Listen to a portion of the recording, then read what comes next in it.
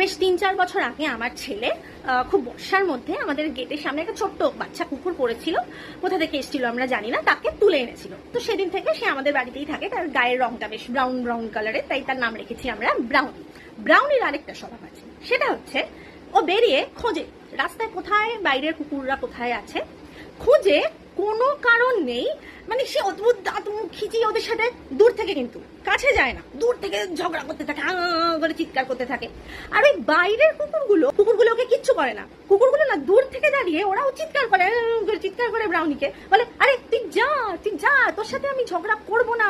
মানে এটাই হচ্ছে আমার কথাটা বলার কারণ, যে এরকম না লোকজন আছে, তুমি দূরে দূরে চুপচাপ নিজের মতন থাকবে, তারা কোথাও থেকে ঘুরতে ঠিক তোমার সামনে এসে দাঁড়াবে, তাহলে কোনো কারণ নেই, আর একদম দাঁত মুখ খিচি করে ঝগড়া করতে শুরু করে দেবে তোমার সাথে। তুমি বলবে, তুমি বোঝাতে চাইবে ভাই ঝগড়া করতে চাই না, তারপরেও আসবে, তুমি অ্যাভয়েড করবে, তারপরেও তোমার পিছন